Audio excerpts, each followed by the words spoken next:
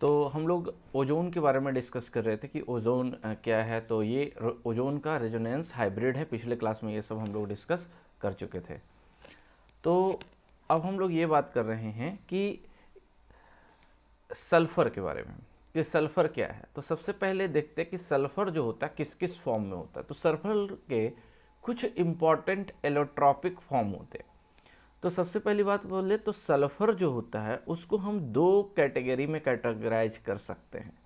तो सबसे पहले को हम लोग क्रिस्टलाइन सल्फ़र बोल सकते हैं, क्रिस्टलाइन सल्फ़र, है ना।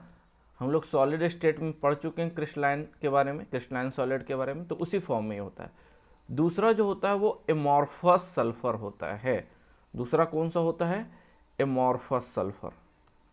अब क्रिस्टलाइन फॉर्म में कौन कौन सल्फ़र है? तो एक होता है अल्फ़ा सल्फ़र बोलते हैं। ये रोम्बिक सल्फ़र होता है। हम लोग बहुत सारे क्रिस्टल स्ट्रक्चर पढ़े थे, तो उसमें से ये रोम्बिक क्रिस्टल स्ट्रक्चर हो गया। रोम्बिक सल्फ़र भी इसको बोला जाता है ना। और जो दूसरा होता है वो क्या होता है? मोनोक्लिनिक, जिसको हम लोग बीटा एस सल्फ़र बोलते हैं, बीटा एस, है ना। मोनोक्लिनिक सल्फ़र, मोनोक्लिनिक सल्फ़र मतलब कि जो क्रिस्टलाइन सल्फ़र होते हैं, सल्फ़र का दो इलेक्ट्रॉपिक फॉर्म हो गया, एक क्रिस्टलाइन सल्फ़र और दूसरा एमॉर्फस। तो क्रिस्टलाइन सल्फ़र में दो इलेक्ट्रॉपिक फॉर्म हो गया, एक अल्फ़ा सल्फ़र जो रोम्बिक सल्फ़र हो गया, दूसरा कौन सा हो गया? बीटा सल्फ़र, है ना। तो अब बात होता है कि कौन सा सल्फ़र ज़्यादा स्टेबल है। तो अगर हम लोग स्टेबिलिटी की बात करें तो जो अल्फ़ा सल्फ़र होता है, रोम्बिक सल्फ़र, वो ज़्यादा स्टेबल होता है कंपेयर टू बीटा सल्फ़र का, अगर हम स्टेबिलिटी की बात करें तो, है ना। और कैसे कौन कन्वर्ट होता है? तो सिंपल सी बात है कि अल्फ़ा सल्फ़र, है ना, वो बीटा सल्फ़र में कन्वर्ट होता है। वो अल्फ़ा सल्फ़र बीटा सल्फ़र में कन्वर्ट होता है जब 95.6 डिग्री सेल्सियस में हीट करते हैं। इसको केल्विन में भी बदल सकते हैं इस टेम्परेचर को, यहाँ पे सेल्सियस में मैं बता रहा हूँ, है ना। और मतलब इससे ज़्यादा टेम्परेचर रहेगा तो अल्फ़ा सल्फ़र किस में कन्वर्ट हो जाएगा? बीटा सल्फ़र में, है ना। और अगर इससे कम कन्वर्जन रहेगा, 95.6 में रहेगा, तो ये कन्वर्ट हो जाता है बीटा सल्फ़र किस में? अल्फ़ा सल्फ़र, मतलब रोम्बिक सल्फ़र में, ठीक है। और ये जो दोनों सल्फर है वो वाटर में इनसोलुबल होता है। वो क्या होता है? वाटर में इनसोलुबल होता है। तो भाई सोलुबल किस में होता है? तो ये दोनों जो सल्फर है वो सोलुबल होता है किस में? तो ये सोलुबल दोनों सल्फर, अल्फा सल्फर और बीटा सल्फर जो होता है वो सोलुबल होता है CH2 में, कार्बन डाई सल्फाइड में। ये इंपॉर्टेंट पॉइंट है, इसको याद रखिएगा। अब हम एमॉर्फस सल्फर की बात करें तो इसको मिल्क ऑफ सल्फर भी बोला जाता है, मिल्क ऑफ सल्फर भी बोला जाता है ना। अब एमॉर्फस है तो इसे एज ए प्लास्टिक सल्फर भी बोला जाता है, प्लास्टिक सल्फर, है ना। इसको गामा सल्फर बोला जाता है। मतलब अल्फा सल्फर कौन हो गया? Rhombic sulphur. बीटा सल्फर कौन हो गया? Monoclinic sulphur. ये दोनों क्रिस्टलाइन फॉर्म में। गामा सल्फर जो हो गया वो एमॉर्फस फॉर्म में होता है। और इसको कोलाइडियल भी बोला जाता है, कोलाइडियल सल्फर, कोलाइडियल, है ना, कोलाइडियल नेचर का होता है। अब ये कब बनता है? जैसे कि हाइड्रोजन सल्फाइड है ना, और HNO3 से इसको ट्रीट कराते हैं। तो हम लोग को पता है कि HNO3 एक बेहतरीन ऑक्सीडाइजिंग एजेंट होता है। हम लोग पहले ग्रुप 15 में देख चुके हैं इसके बहुत सारे रिएक्शंस। और ये hydrogen sulphide as a reducing agent हो जाता है। मतलब कि यहाँ पर आपका सल्फर का क्या हो गया भाई? तो यहाँ पर जो सल्फर है उसका क्या हो गया? ऑक्सीडेशन। और HNO3 का क्या हो जाएगा? रिडक्शन। तो ये बन जाएगा NO2 और प्लस S और प्लस H2O, है ना। तो यहाँ पर ये जो सल्फर मिला हमें, यहाँ पर जो हमें सल्फर मिला, है ना, वो सल्फर ही क्या हो गया? कोलाइडियल सल्फर हो गया। उसी को एमॉर्फस सल्फर बोलेंगे, प्लास्टिक सल्फर बोलेंगे, मिल्क ऑफ सल्फर बोलेंगे। तो ये डिफरेंट टाइप के सल्फर के एलोट्रोप्स हैं जो इंपॉर्टेंट है। अब इसी को हम लोग NCERT बेस्ड से देख लेते कि क्या क्या है। तो sulphur form numerous allotrope which the allorhombic sulphur, है ना, जो अल्फा सल्फर है उसको एलोरोम्बिक सल्फर भी बोला जाता है ना, मोनोक्लिनिक सल्फर जिसे बीटा सल्फर बोलते हैं। ये दो इंपॉर्टेंट है। एक और तुमको बता दिए कोलाइडियल सल्फर, है ना। जो एलोरोम्बिक सल्फर होता है इसका मेल्टिंग पॉइंट कितना होता है 385.8 केल्विन और स्पेसिफिक ग्रेविटी 2.09। ये एक स्टेबल सल्फर होता है रूम टेम्परेचर पर, अभी बताएं, है ना, कि स्टेबिलिटी की बात करें तो अल्फा सल्फर जो होता है वो ज़्यादा होता है stable compare to beta sulphur. और it transform to monoclinic sulphur when heated above क्या 369। अभी बताएं कि जो अल्फा सल्फर होता है उसको हम लोग हीट करेंगे तो वो किस में कन्वर्ट होगा, बीटा सल्फर में, और बीटा सल्फर को जब कूल करेंगे एक तरीके से तो वो अल्फा सल्फर में कन्वर्ट हो जाएगा, है ना। तो इट फॉर्म एंड, तो ये वहाँ पर हम लोगों ने सेल्सियस में जिक्र किया था यहाँ, है ना। अब यहाँ पर जो ये टेम्परेचर लिखा हुआ है उसी को लगभग केल्विन में लिखा हुआ है। It form on heating the solution of roll sulphur in CH2। It is insoluble in water, अभी बता दे, but dissolve to some extent in benzene, alcohol, ether. It readily soluble in CH2। तो ये सब बात हम अभी डिस्कस कर दी। अब ये मोनोक्लिनिक सल्फर का है कि भाई इसका मेल्टिंग पॉइंट कितना होता है 393 होता है, स्पेसिफिक ग्रेविटी कितना होता है 1.98 होता है, ये भी सॉल्युबल है CH2 में। और it is prepared by melting rhombic sulphur, है ना। रोम्बिक सल्फर को जो होता है मेल्ट करके बनता है in dish and cooling till crust is formed.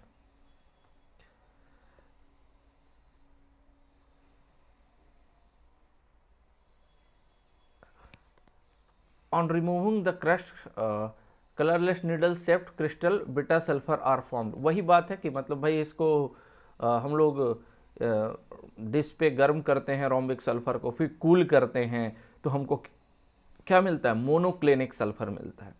Beta sulphur stable above 369 kelvin and transform into alpha sulphur below it. अभी बताएं, है ना, कि भाई अल्फा जो सल्फर है और जो बीटा सल्फर है अगर ग्रेटर देन 369 केल्विन हुआ तो ये अल्फा सल्फर किस में कन्वर्ट हो जाएगा, बीटा सल्फर में, और इससे इसका कम टेम्परेचर रहेगा कितना 369 केल्विन से, तो ये कन्वर्ट हो जाएगा किस में, अल्फा सल्फर में, मतलब रोम्बिक सल्फर में। ठीक है। ट्रांजिशन टेम्परेचर क्या हो गया, तो भाई ये कौन सा ट्रांजिशन टेम्परेचर है, मतलब इस अल्फा से बीटा में या बीटा से अल्फा में जो कन्वर्ट हो रहा है वो 369 केल्विन पे हो रहा है ना। और ट्रांजिशन टेम्परेचर हो गया तो इस टेम्परेचर पे हमको दोनों तरह का सल्फर मिलेगा, अल्फा भी और बीटा भी, मतलब रोम्बिक सल्फर भी मिलेगा और मोनोक्लिनिक सल्फर भी मिलेगा। अब हम स्ट्रक्चर की बात करते हैं सॉल्वर, तो जो चाहे तो रोम्बिक सल्फर हो, अल्फा सल्फर हो, चाहे तो मोनोक्लिनिक सल्फर हो, दोनों होता है S8 के फॉर्म में मिलता है। मतलब सल्फर को कई बार हम लोग क्या लिखते हैं S8 मोलिक्यूल्स, तो ये स्ट्रक्चर हो गया रोम्बिक सल्फर का H8 के फॉर्म में, है ना। और ये रोम्बिक सल्फर में कन्वर्ट हो गया। यहाँ पे ये ध्यान रखिएगा कि रोम्बिक और मोनोक्लिनिक जो है उन दोनों का स्ट्रक्चर कैसा रहता है S8 क्रॉन टाइप, है ना। भाई देख रहे हैं ये एक ताज की जैसा दिख रहा है ना, क्रॉन शेप। ठीक है। और कभी कभी सल्फर S6 के फॉर्म में भी मिलता है, तो अगर S6 फॉर्म में रहे तो इस तरीके से ये चेयर्ड फॉर्म में रहता है सल्फर, ये S6 फॉर्म हो गया, है ना। शायद आपको पूरा दिख नहीं रहा होगा, जस्ट वेट, हाँ अब दिख रहा होगा आपको, है ना। तो ये S6 हो गया पूरा, है ना। अब यहाँ पर ये बात ध्यान रखिएगा, और कुछ बात है एट एलिवेटेड टेम्परेचर, मतलब 1000 केल्विन पे H2 is a dominant species and paramagnetic like O2। ये एक इंपॉर्टेंट पॉइंट है, इसको हम लोग समझते हैं कि ये क्या है ना। अब हम लोग बात करें तो इसका मतलब क्या है, तो अगर हम लोग बात करते हैं कि जो सल्फर होता है S8 के फॉर्म में होता है अल्फा, है ना। अल्फा क्या हो गया, एक ये रोम्बिक सल्फर हो गया। जब इसको हम लोग हीट करते हैं कितने 369 केल्विन, है ना, तो ये जो है कन्वर्ट होता है S8 बीटा फॉर्म में, मतलब मोनोक्लिनिक में। फिर इसको हम लोग और हीट करते हैं, है ना। मान लिया जाए हम ये हीट करके 119 डिग्री सेल्सियस ले जाते हैं, इसको अगर सेल्सियस में लिखें तो हम लोग लिख सकते हैं लगभग 5.5 डिग्री सेल्सियस, है ना। इसको हिट करते हैं, मतलब कि बीटा सल्फर को अगर हिट करते हैं, बीटा सल्फर मतलब क्या, मोनोक्लिनिक सल्फर को हिट करते हैं, तो ये जो है कन्वर्ट हो जाता है सल्फर के लिक्विड फॉर्म में। और फिर इसको अगर हम लोग 130 डिग्री सेल्सियस से, है ना, 200 डिग्री सेल्सियस तक हीट करते हैं, तो ये लिक्विड, ये तो बीटा सल्फर लिक्विड में कन्वर्ट हुआ, इसकी विस्कोसिटी बढ़ जाती है, मतलब गाढ़ा लिक्विड में ये कन्वर्ट हो जाता है ना। विस्कोसिटी ऑफ लिक्विड इंक्रीजेस, है ना।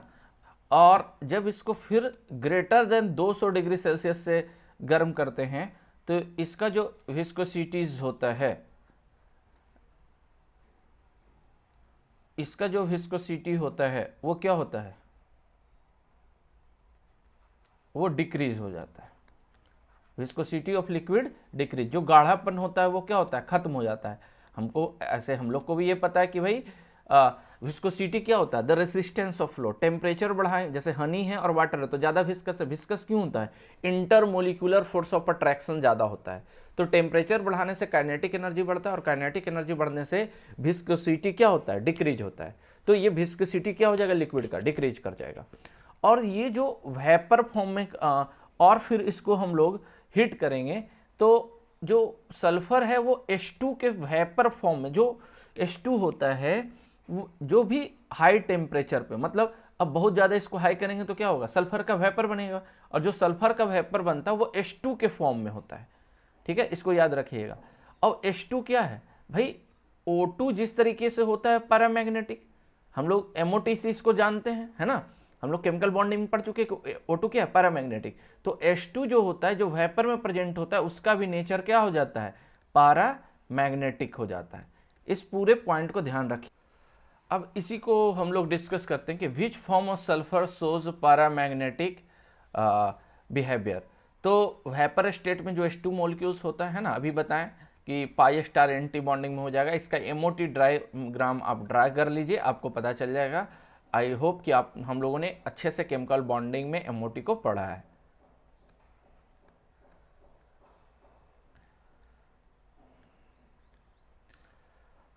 अब एक बहुत ही इम्पॉर्टेंट हम लोग कंपाउंड को डिस्कस कर रहे हैं, जो है सल्फर डाइऑक्साइड।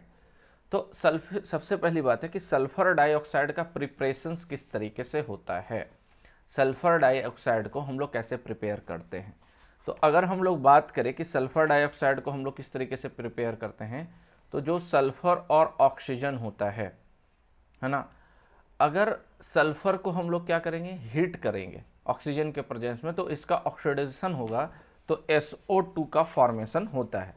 अब यहाँ पर SO2 बन रहा है, तो इसमें कुछ SO3 भी बन जाता है, मतलब SO2 का फर्दर ऑक्सीडेशन हो गया और SO3 बन गया। तो 6 से 8% जो होता है सल्फर ट्राइऑक्साइड भी प्रेजेंट होता है। अब इसका लेबोरेटरी में हमको बनाना है, तो कोई भी सल्फाइट हो जाए, है ना। सल्फाइट क्या होता है, SO3 -। अब सोडियम सल्फाइट ले, पोटेशियम सल्फाइट ले, और डाइल्यूट H2SO4 लेंगे, है ना। तो अब भाई H2SO4 से क्या निकला, H+, और ये क्या हो गया, सल्फाइट आयन। तो सल्फाइट आयन और H+ में रिएक्शन करके H2 और SO2 बन जाता है। अब इंडस्ट्री में ये कैसे बनता है, ये तो लेबोरेटरी में बना लिया भाई, हमको सल्फर डाइऑक्साइड बनाना है। अब इंडस्ट्री में कैसे बनता है, तो रोस्टिंग ऑफ सल्फर ओर्स, हम लोग पढ़ चुके हैं कि आयरन सल्फाइड वगैरह को ऑक्सीजन से ये क्या होता है, रिएक्शन करता है, Fe2O3 बनाता है और SO2 गैस बनाता है ना। तो इस तरीके से ये रिएक्शंस करता है जब रोस्टिंग करते हैं, किसमें, सल्फाइड ओर का। रोस्टिंग किस में होता है, ऑक्सीजन के प्रेजेंस में। तो the gas after drawing is liquefied under pressure and stored in steel cylindrical. जो गैस होता है आफ्टर ड्राइंग, ड्राई इसको किया जाता है कि मॉइस्चर ये ना रहे, और इसको हाई प्रेशर दे के लिक्विफाई किया जाता है। कैसे LPG गैस को हम लोग सिलेंडर में लिक्विड फॉर्म में रखते हैं, उसी तरीके से SO2 को लिक्विड फॉर्म में रखा जाता है। अब हम इसकी प्रॉपर्टी की बात करें, तो ये एक कलरलेस गैस है, और इसमें स्मेल होता है, और हाईली सोलूबल होता है वाटर में, है ना। और it boils 263 kelvin, can be liquefied at room temperature under pressure of 2 atm। मतलब कि 2 atm प्रेशर देके SO2 गैस को लिक्विफाई किया जा सकता है रूम टेम्परेचर पे। अब SO2 का हाइड्रोलाइसिस होगा, मतलब वाटर से रिएक्शन करके ये क्या बना लेगा, H2SO3, है ना, सल्फ्यूरस एसिड। उसी तरीके से ये एसिडिक नेचर का होता है SO2, इसी कारण से ये बेस से रिएक्शन करके क्या बनाता है, सोडियम सल्फाइड बना लेता है ना, सोडियम सल्फाइड। फिर और हम बात करें कि ये सोडियम सल्फाइड फर्दर जो होता है SO2 से रिएक्शन करके क्या बनाता है, sodium hydrogen sulphide, sodium hydrogen sulphide. ये सल्फ्यूरल क्लोराइड हम बहुत जगह ये यूज होता है, हम लोग देखते हैं ऑर्गेनिक में भी SO2Cl2। ये बनता कैसे है, तो SO2 जो गैस है, SO2 गैस को क्लोरीन से रिएक्शन कराया जाता है चारकोल के प्रेजेंस में, है ना, तो सल्फ्यूरल क्लोराइड का फॉर्मेशन होता है। और ये जो एक रिएक्शंस आप लोग देख रहे हैं, बहुत की स्टेप एक ये रिएक्शंस है, SO2 का ऑक्सीडेशन, कैटालिटिक ऑक्सीडेशन किया जाता है, और कैटालिसिस में ये V2O5 यूज किया जाता है। जब हम सल्फ्यूरिक एसिड का प्रोडक्शन पढ़ेंगे अभी जस्ट थोड़ी देर में, तो यहाँ वो रिएक्शन देखेंगे। ये एक की रिएक्शन है, मतलब ये एक इंपॉर्टेंट स्टेप है सल्फ्यूरिक एसिड को बनाने का कॉन्टैक्ट प्रोसेस से, ठीक है। तो ये हमें याद रखना होगा। उसके बाद